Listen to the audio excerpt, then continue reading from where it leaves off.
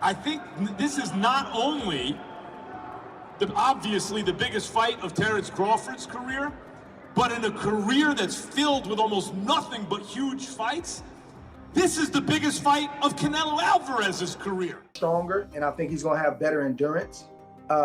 Not being able to boil himself down like that, and even though it is a huge jump, I think we lose sight of the fact of how much he had to boil down and how gaunt he looked at 140. Said you don't think, or you don't look into the weight difference. Why? Well, you know how to box. When you're as skillful as Terence Crawford is, weight don't really matter much. Building up to the highly anticipated clash between Canelo Alvarez and Terence Crawford, Max Kellerman has shared his closing thoughts on the matchup. As a key voice on Netflix's star-studded broadcast team for this massive boxing event, Kellerman delivers his trademark sharp analysis and deep historical insight, framing what could become one of the most defining moments in the sport's history. A great chin. But in terms of, if you want to go skill for skill, especially the recent version of Canelo, who's had to turn into a seek and destroy guy, who had to learn as his career went on to cut off the ring and not just follow guys around. Like Lara, Trout, Floyd, he followed those guys around. He had trouble because he's really a natural counterpuncher who wants you to come to him. But in recent years at super middleweight, he's gotten really good at cutting off the ring. Again, last fight notwithstanding. So as an overall suite of skills, recent vintage, it's been Crawford. Okay. But Canelo also is skilled and has a larger skeleton than Crawford. No matter what they weigh, Canelo's the big. Kellerman pulls no punches, declaring Canelo Alvarez versus Terence Crawford clash the most-watched championship bout in nearly half a century. He draws a parallel to the legendary Muhammad Ali Leon Spinks rematch in 1978, which drew an incredible 90 million viewers. According to Kellerman, Netflix's involvement makes this more than just another blockbuster fight. It represents a seismic change in boxing's global reach and business model, with audience numbers expected to soar far beyond traditional pay-per-view standards. You rank this fight out of your top 3 to 5 of all the boxing fights you've called, you've experienced, you've watched? In terms of the magnitude of the magnitude, fight? Yeah. I mean, of the fights that I've called ringside, it might turn out to be number 1. Mm-hmm. I've done Pacquiao fights, I've done Mayweather fights, I've done Anthony Joshua against Klitschko, those are big fights, but this will, listen, because of Netflix, this will be the most watched fight, championship fight, in almost 50 years. This is going to be because Muhammad Ali fought Leon Spinks in the rematch in 78, and they did 90 million TV sets. 90 million. And since then, what has even come close? The biggest fights have all been on pay-per-view, and they do 2 million buys. Oh my God, 4 million buys, Mayweather Pacquiao. As I keep saying, if 5 people per TV set watch, that's 20 million people. This is going to do multiples of that. So when you look at it from like a commercial point of view, it'll easily be the biggest boxing event I've ever. At a recent press conference, fight promoter Dana White revealed that Max Kellerman will make his return to broadcast booth as part of Netflix's official commentary team for the highly anticipated Canelo Alvarez versus Terence Crawford Showdown on September 13th, 2025. The veteran analyst, renowned for his work on ESPN and HBO, will be joined by John Onek and Hall of Famer Andre Ward to call the action live from Allegiant Stadium. Kellerman's comeback to televised boxing is a major moment, and he expressed genuine excitement, describing the fight as the perfect storm. He emphasized that both Alvarez and Crawford stand among the greatest pound-for-pound fighters of their generation, while acknowledging that Alvarez once held the universal pound-for-pound crown. Kellerman said Crawford now gets his vote for that honor.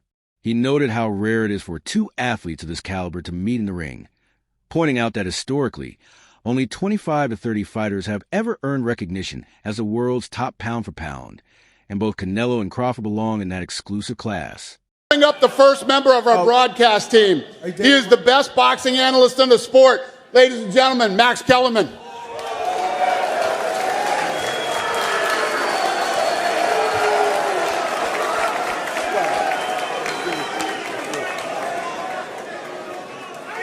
All right, so I know you guys are excited about this fight, but I don't think you understand what a big deal it is. This is a perfect storm, a perfect storm. First of all, Turki Al-Sheikh, we're lucky he happens to be a boxing fan. None of this happens if he doesn't happen to be a boxing fan. It's just none of us are here. Nick Khan, the best in the business. Dana White. Dana White is the greatest combat sports promoter of my lifetime. And it's his first ever boxing promotion. So that's who's behind what you're going to see. Timothy Bradley Jr. predicts that the opening round of Canelo versus Crawford won't erupt with fireworks, but instead unfold like a tense chess match. He believes both fighters will start cautiously, carefully studying each other's rhythm, timing, and range rather than rushing into risky exchanges. Bradley points out that Crawford is known for pacing himself in big fights, patiently laying traps as the bout develops. Similarly, Canelo often spends the early rounds measuring his opponent and making adjustments.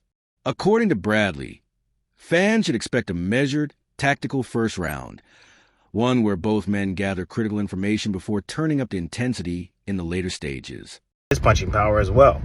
In the beginning, it's all the position balance. Like both guys are trying to get balance and trying to find their rhythm, understanding their distance to where they can punch and at the same time avoid getting hit. It takes Crawford a little bit more time than I would say Canelo to get right to it. Canelo, although he is a prolific counterpuncher, fantastic counterpuncher, he tends to find his spots a lot quicker. And the indication of that is if you look at any of the boxers that Canelo has faced, Trout, even Danny Jacobs, even when he fought against Charlo, you just check out the first round. He usually takes off, just feels the power, cruises, see what these guys know, couple of feints, level changes, gathering information, right? Crawford does the same and similar things. So I think the first round is going to be a real calm and cautious round by both fighters. But in the second round, Canelo's going to start applying that pressure, man. WBC lightweight champion Shakur Stevenson remains firm in his conviction that Bud Crawford will defeat Canelo, potentially by stoppage. Stevenson has consistently highlighted Crawford's world-class abilities, pointing to his speed, high ring IQ, and southpaw stance as clear advantages.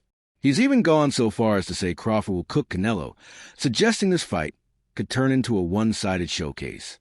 Stevenson first voiced his prediction back in 2021 and has only reinforced it since, insisting that Crawford's precision and adaptability don't just make him a threat, they make him the logical favorite in this high-stakes showdown. I think Bud gonna cook Canelo. I think he's gonna cook him. I think, Canelo a hell of a fighter, but I think Bud just got all the tools to beat him.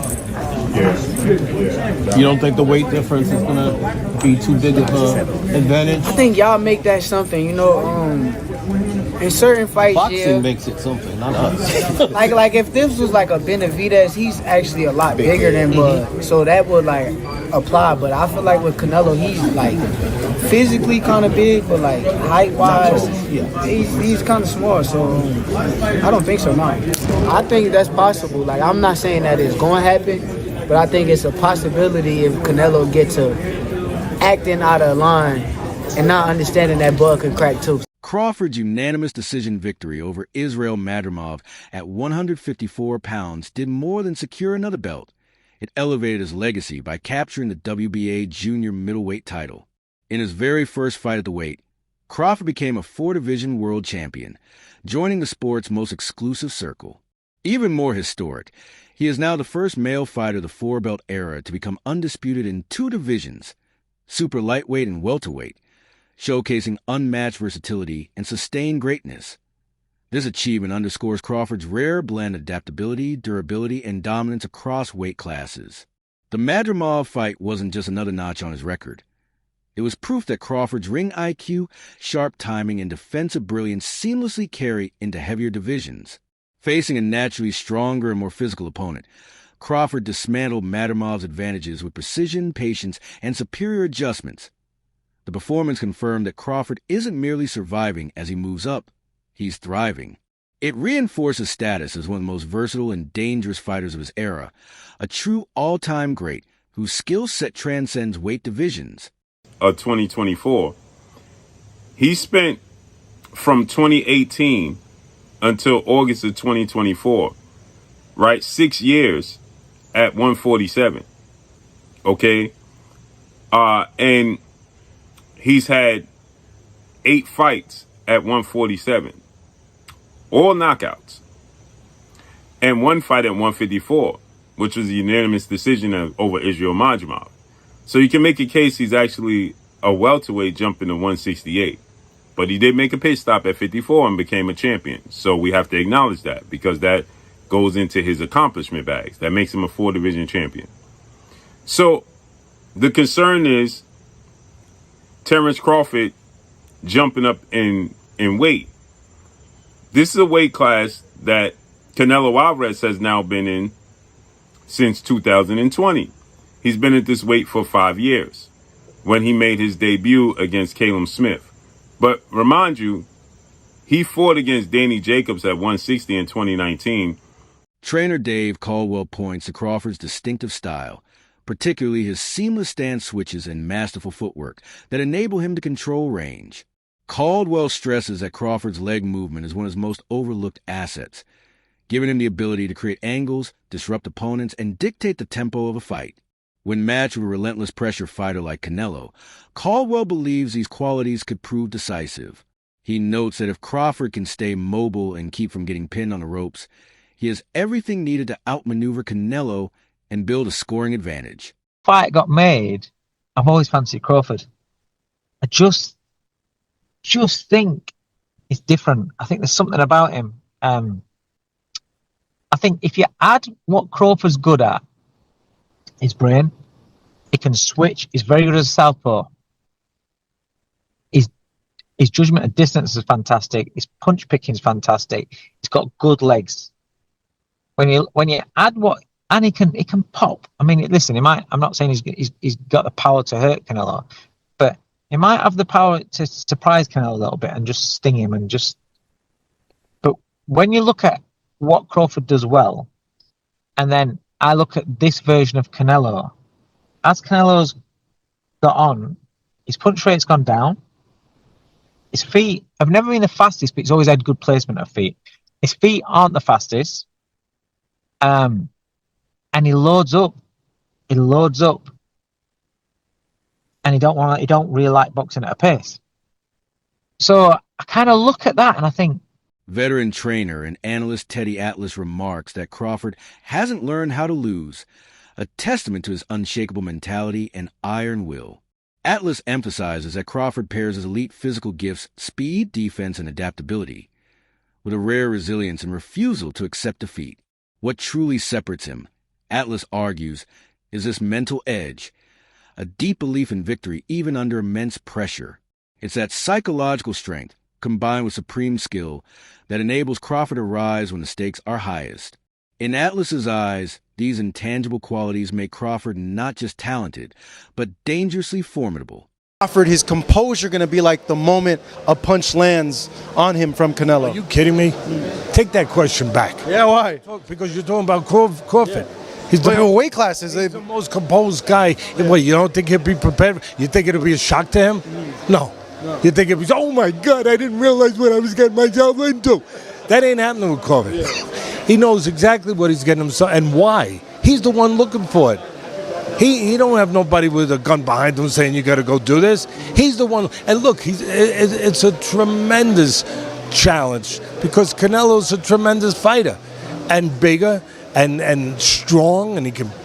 Obviously, he can punch and he can time you and he can do all the things that have made him so special. There's no doubt about it.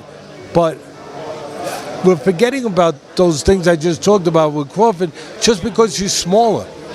We're forgetting that. He'll come up with a game plan where he won't let the other guy use his size. Do you remember somebody named Manny Pacquiao when he was making his bones? When it comes to Canelo Alvarez, opinions often swing to extremes. Either downplay his legacy by criticizing the caliber of his opponents or praising his achievements without question.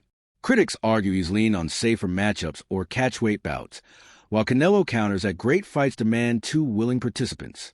He maintains that many of his challengers step into the ring simply looking to survive, making it difficult to deliver the kind of contest fans expect. Just a fact. Canelo has fought the who's who. Sure, were all of them in their prime? No, but that's not his fault. He moved up in weight to fight some people. He sought out difficult opponents and matchups. You know, same way we're like, oh, Floyd didn't necessarily fight some of the best names in his resume at the best time in their career. Not his fault. Floyd went up and sought people out. So Canelo's sitting there like, yeah, I don't give a shit. And he's pretty much the only guy that can really say that right. I feel I'm the best, and that's it. I don't focus on if the people say or put me in the first position, I'm the best. I feel I'm the best. I'm doing because I love boxing.